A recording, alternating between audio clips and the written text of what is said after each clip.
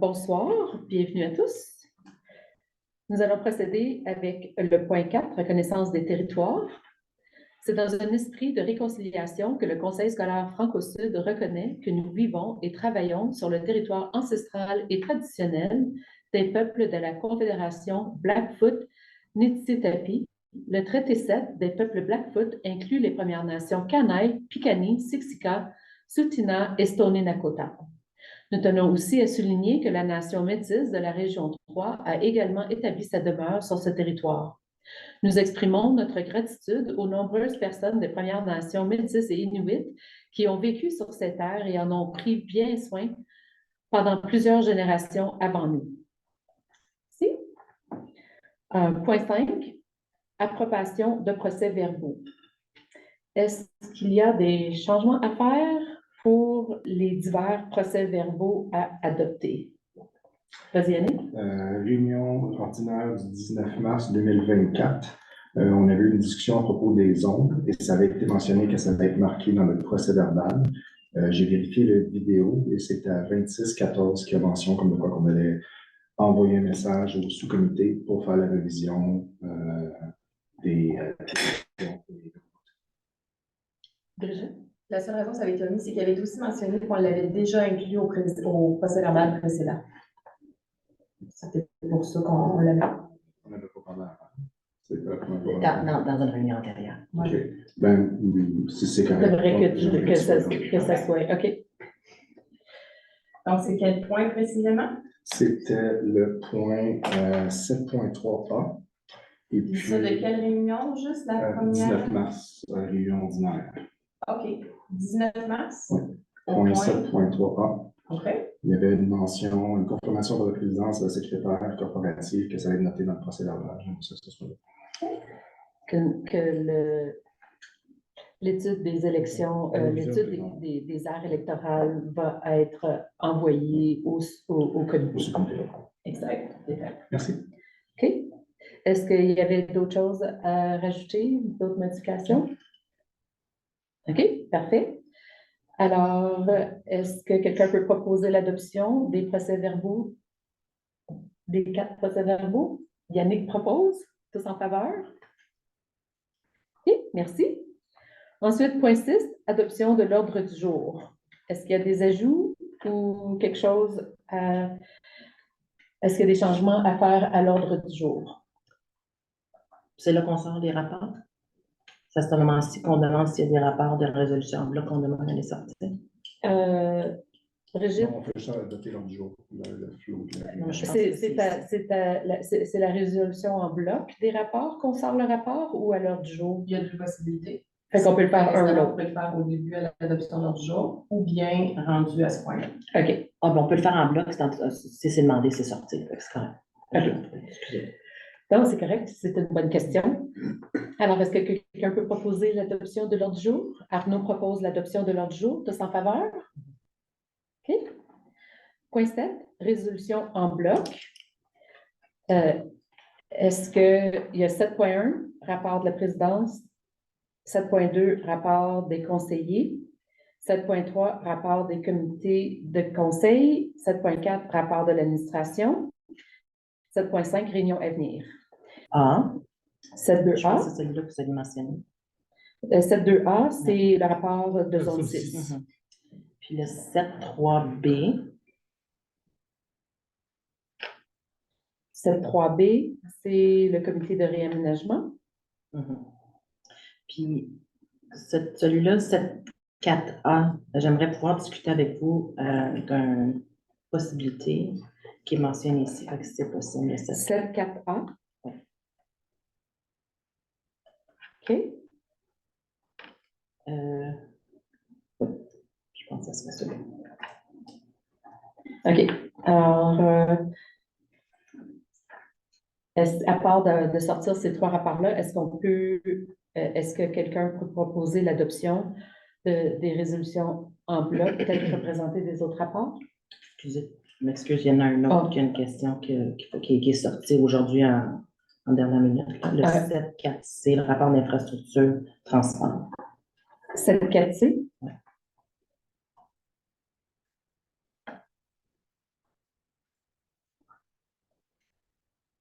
OK.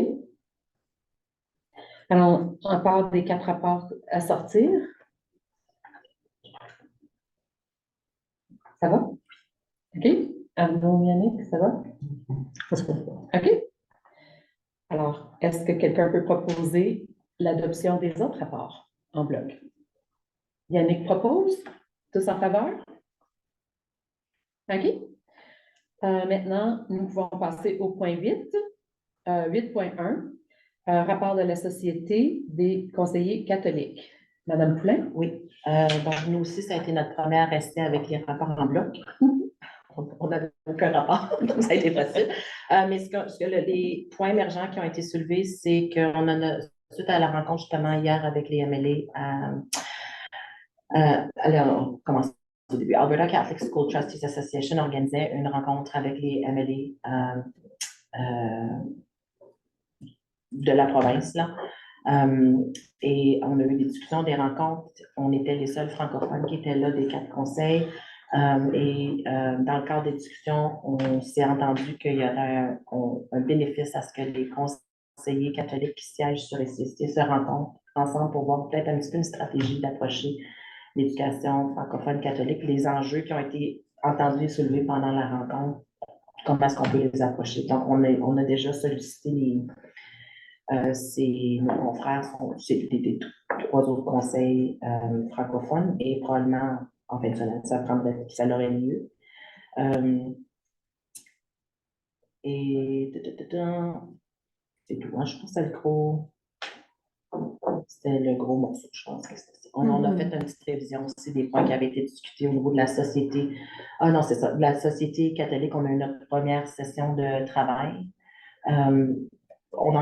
Généralement, on en planifie 2 par année. Donc, on a discuté de la planification pour le souper qui a lieu demain soir avec Monseigneur McGrattan.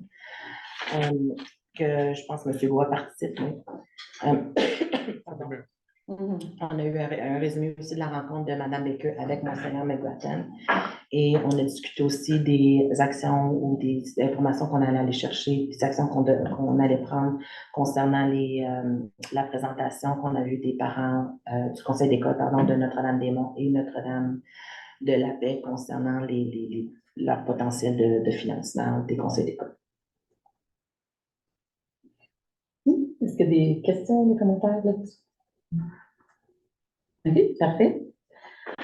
8.2, plan capital. Pour ce point, c'était convenu avec l'administration que l'analyse du dossier va être poursuivie sur les terrains de soccer à l'école du Ruisseau, des Cyprès et le 2e gymnase à l'école secondaire d'Adry. Maintenant, pour ce qui est de maintenant 8.3, le rapport qui était sorti, 7.2A, zone 6. Oui, je vais aller le chercher. J'ai mon ordinateur. Question? Commentaire? Oui. En fait, c'était une discussion que j'aimerais avoir lieu. Le premier point, on parle ici concernant le Social Studies, l'étude sociale, le curriculum d'études sociales, donc les feedbacks, les commentaires, etc. On n'a jamais pris la peine de discuter si les commentaires, ou on n'a pas forcément eu de présentation à savoir est-ce que les changements qui étaient faits au curriculum d'études sociales présentement, qui étaient présentés par le ministère, si ça répondait aux besoins et aux enjeux francophones qui ont été soulignés par le passé. Parce que nos parents, nos enseignants, etc., la fédération avait travaillé un petit peu avec le programme d'études sociales, puis je voulais juste savoir si ce qui est présenté maintenant, ça répond à nos besoins ou si on a des engagements politiques à faire en ce sens-là. Alors, ce que je propose, c'est, en temps de cette question, ce serait bien si notre équipe de services éducatifs pourrait venir de la programmation, l'équipe de Lucie et de Rémi, et de venir vous faire une petite présentation où on en est avec ce projet et les défis ou les bons souhaits, disons. Mais là, on parle du curriculum qui n'est pas encore en place. C'est ça. Alors, il y a du travail qu'on est en train de faire, des bonnes discussions. Parce que, comme vous le savez, quand ça a été annoncé, il y avait des changements qu'on n'était pas au courant de ces changements. Mhm. C'était pas ça ce qu'on s'attendait. Alors, présentement, il y a beaucoup de discussions qui se passent en tant que l'équipe. Alors, ça, c'est quelque chose, ça serait un grand plaisir de vous ramener cette information. Parfait. Puis au niveau de la fédération, là, au niveau de la fédération, est-ce qu'il y a Des enjeux. des enjeux qui ont été soulevés Je sur peux faire un lesquels suivi là-dessus. on devrait adresser? OK. Alors, pour l'instant, ça va, mais on vous reviendra définitivement s'il y a un appui. On puisse faire les démarches nécessaires avant que le gouvernement dise c'est fini, parce que la période se terminait bientôt, là, de ce que je peux voir dans le rapport. Oui. Ouais, je pense que Daniel nous avait dit à l'époque qu'il y avait une communauté francophone qui travaillait avec, comment on Oui. appelle? Oui. Mhm. Alors, on a des gens qui étaient sur le comité aussi et tout ce travail continue. Mhm. Alors, nous, on donne nos pensées, on a des représentants de notre conseil scolaire qui travaillent avec cette équipe. Alors, ça continue. Mais pour moi, le point que je veux faire, c'est vraiment m'assurer que la voix francophone qui est là, elle est entendue. Tu sais, c'est bien beau d'avoir un comité en place, mais est-ce qu'on écoute les recommandations du comité? C'est là que je vais aller avec ça. Je veux savoir si est-ce que nos recommandations sont entendues ou si on doit faire d'autres démarches en ce sens-là. Alors, OK. on vous revient. OK. Fait que qu'est-ce que si j'ai bien compris, on planifie une présentation du service éducatif sur le curriculum d'études sociales. Et puis, à ce moment-là, on va avoir les impressions de est-ce que ça répond bien aux besoins de nos étudiants, de nos élèves. Et puis, en deuxième temps, si nos commentaires, nos recommandations ont été bien entendues. C'est ça que... Pour bien le récapituler. positionnement francophone, s'il y a besoin de se positionner politiquement. Si on a besoin de se positionner, puis moi, je fais le suivi avec la fédération pour voir comment les autres conseils scolaires francophones voient la situation. Parfait. OK. L'autre point sur le rapport, on parle quelque part dans le rapport sur le prix du lieutenant-gouverneur, le prix du lieutenant-gouverneur général. Oui. On parle des nominations, etc. J'aimerais voir avec vous s'il y aura un intérêt, parce qu'il y a plusieurs prix qui sont remis au travers de l'année, soit pour des élèves au niveau gouvernemental ou les enseignants, que ce soit par ASBA ou d'autres organismes, ACST, la Fédération, etc. J'aimerais savoir si on pourrait avoir un calendrier annuel qui nous dit exactement quel prix est dû quand, puis qu'on reçoive une recommandation de l'administration sur quel élève, quel enseignant, quel membre du personnel, quel organisme on reconnaît pour ces prix-là, que ça soit quelque chose qui vienne, que ça soit structuré dans notre planification annuelle. C'est ça, que ça soit structuré dans notre planification annuelle pour qu'on puisse reconnaître les gens qu'on a besoin de reconnaître, célébrer nos succès. Fait que, dans le fond, qu'est-ce que j'entends, c'est que on veut. Ben, c'est le jour de j'aimerais savoir si c'est quelque chose qui serait pertinent, qui vous intéresserait. Ben, à ce moment-là, on pourrait. Moi, je pense que c'est une vraiment bonne suggestion. Yannick Arnaud? Je pense que ça va loin pour représenter Franco-Sud, pour s'assurer qu'on a vraiment, qu'on nomine à chaque fois qu'il y a un prix. Ouais. Est-ce que ce serait possible pour l'administration de faire un calendrier? Peut-être qu'on peut travailler ensemble pour savoir tous les prix qu'on peut nominer. Alors, nous, de notre côté, qu'est-ce qui arrive, c'est quand on reçoit les courriels pour nominer des gens, on envoie ça à toute l'équipe. Alors, c'est un calendrier parce qu'on a les nominations réoccurrentes chaque année, mais parfois, il y en a qui nous arrivent, des imprévus. OK. Alors, pour créer un genre de tableau avec ça on pourrait définitivement faire. D'avoir un calendrier.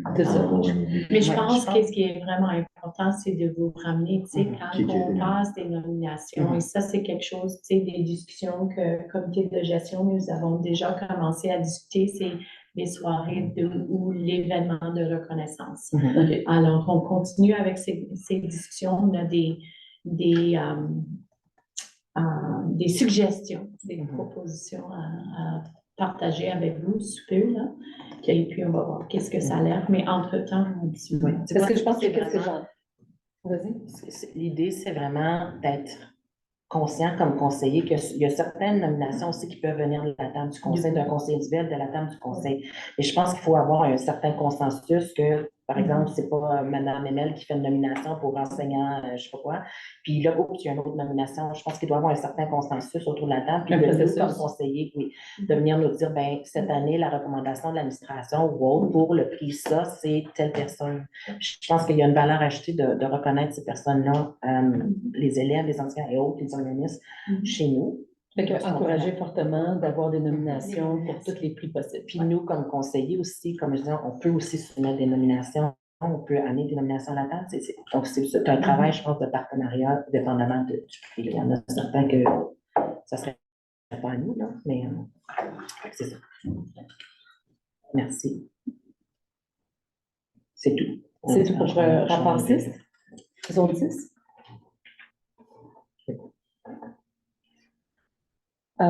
Est-ce que Yannick Garneau, vous aviez d'autres choses à rajouter là-dessus? OK, parfait. Alors maintenant, on peut passer à ce qui est maintenant 7.4 B, comité de réaménagement.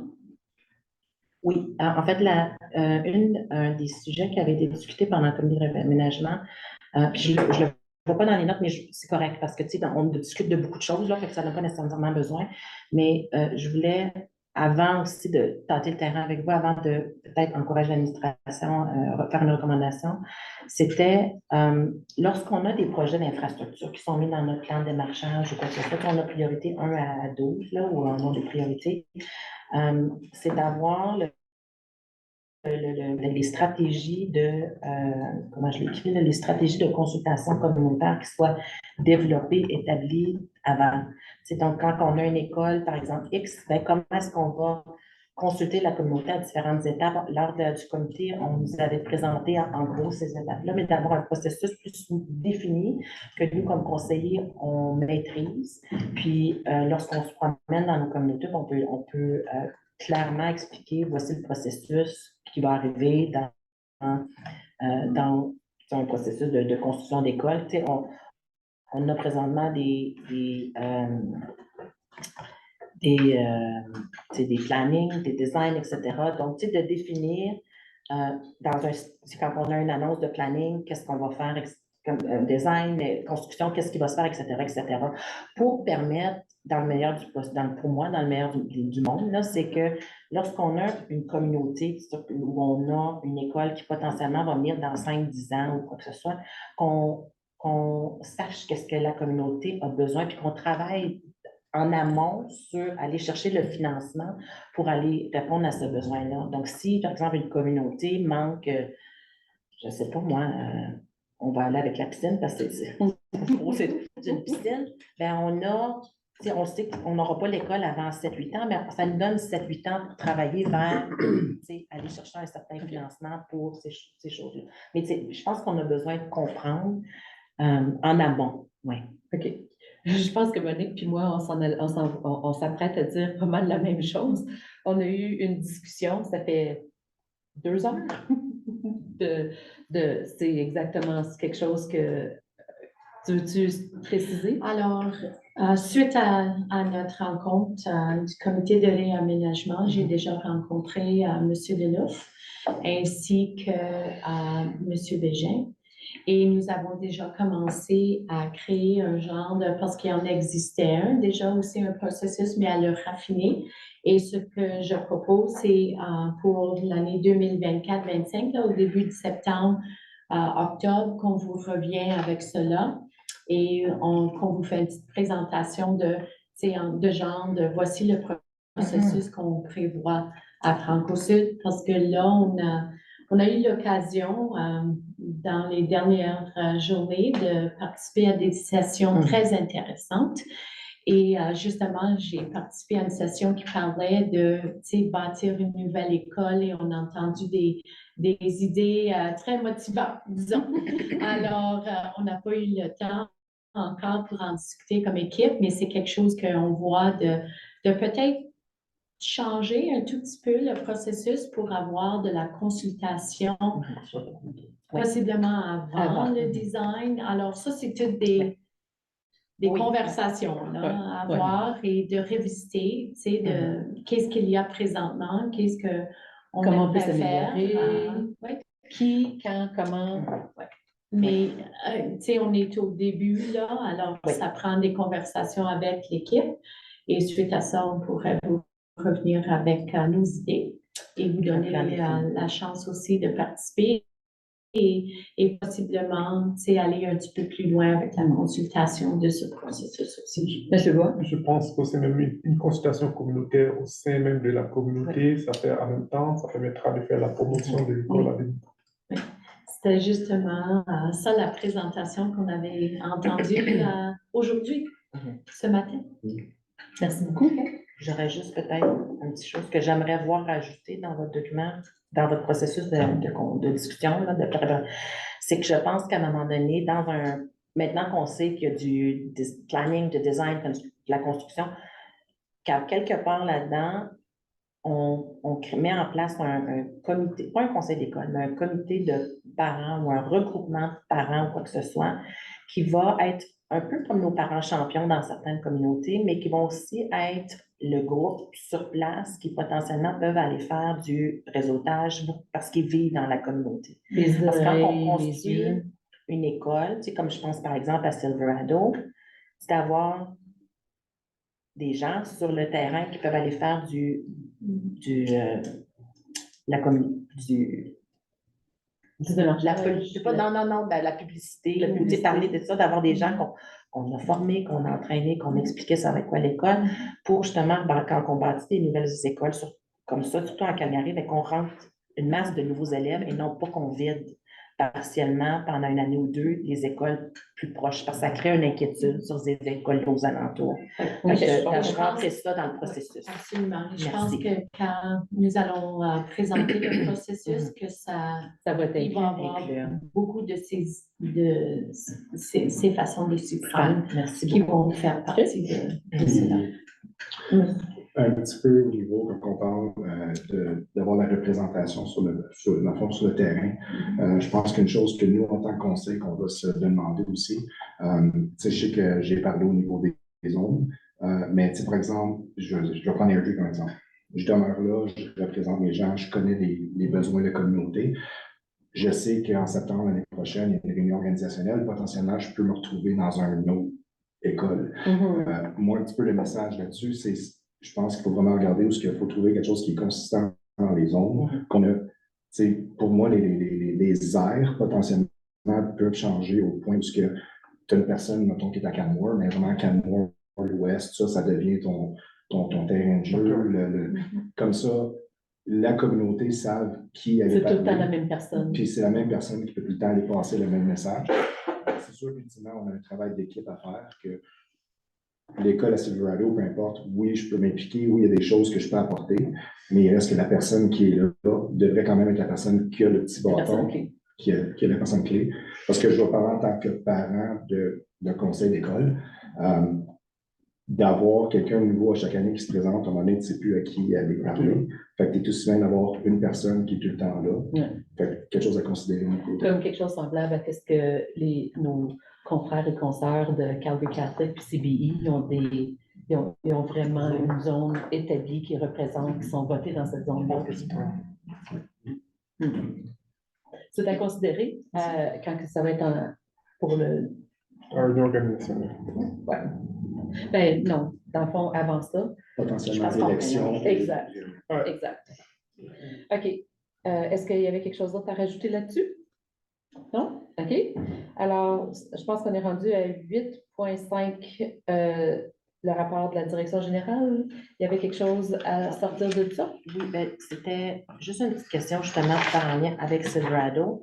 Est-ce qu'on a un regroupement, on m'a expliqué qu'il y avait un regroupement communautaire à Silverado, mais est-ce qu'on a un regroupement de francophones ou de parents francophones présentement dans cette région-là qui fait du publicité, promotion ou qui pas nécessairement de la publicité, promotion, mais qui est le groupe de parents contact, là, si on veut du lobbying. Non, pas lobbying, lobbying c'est plus, mais qui est le groupe de parents Champion, contact, si on veut, ouais. Je comprends pas. Est-ce qu'on a l'école, Désolée. est-ce qu'on a des parents francophones de cette région-là qui sont des parents contacts, si on veut, pour faire passer des messages, dans la communauté? Je pense qu'on avait déjà répondu à cette question, qu'il y avait déjà des parents champions, que moi, je les avais croisés au moment du pilotage. Donc, il y a des parents champions, il y a un groupe de parents qui sont à l'école de Cédéra.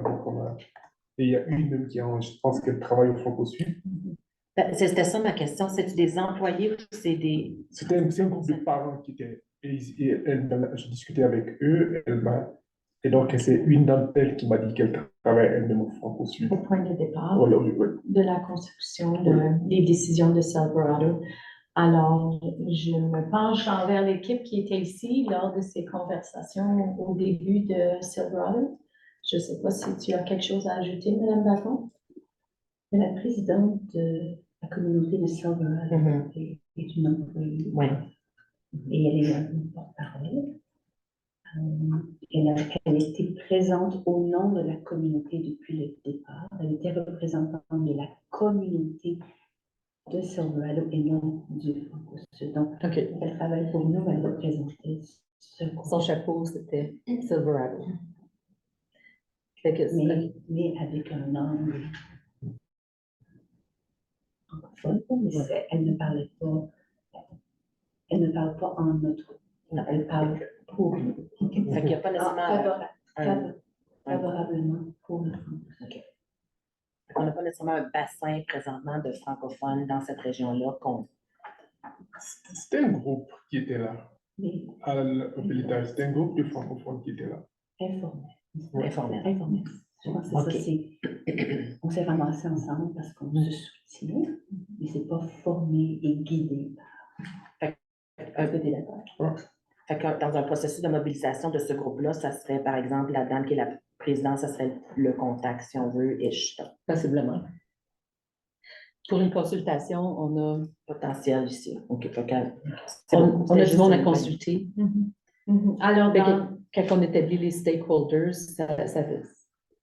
on a comme on va identifier un groupe. Quand c'est suite, peut-être, et ça serait un bon moment à le faire, c'est suite à nos présentations de parents. On pourrait aller chercher et demander aux parents s'il y en a qui aimeraient faire partie d'un bassin de parents champions. Oui, Mme Bacon. Si je pense à l'école du Nord, si je pense à l'école à Montréal, lorsqu'on a consulté la communauté, on avait passé par le lien direct de s'adresser à l'association communautaire pour qu'eux sentent inclus et qu'ils sentent qu'on veut travailler avec eux, qu'on collabore avec l'association. Je pense que c'est quand même important de garder très important. Et peut-être, vu qu'on a des connexions francophones sur l'association de Silverado. Possiblement, dans une consultation, il va y avoir plusieurs stakeholders. Pour identifier. Et moi, je suis certaine, le processus, on commence le processus. Alors, la semaine, comme j'ai mentionné, le 6, le 8 et le 9, on a ciblé ces journées où je me présente dans les écoles et on rencontre les élèves de la 5e à la 12e année. Et c'est des discussions de quelle serait votre école idéale. Et votre école idéale qui vont vous donner le goût de rester avec nous jusqu'à la 12e année. De là, les élèves vont se rendre dans leur salle de classe puis ils vont écrire sur le Jamboard toutes les idées. Et de là, on travaille présentement sur un sondage, non seulement pour les enseignants, mais tout le personnel. Alors nous, c'est au point de départ, on ciblait juste Silverado, mais là, c'est plus que Silverado. Une école idéale à Franco-Sud. Une école idéale une école idéale de 7 à 12. Ça a l'air à quoi? Alors, cette information va nous aider, nous guider aussi pour les autres écoles dont on a déjà entendu les annonces. Alors, c'est de l'information, on va être capable d'utiliser au fur et à mesure.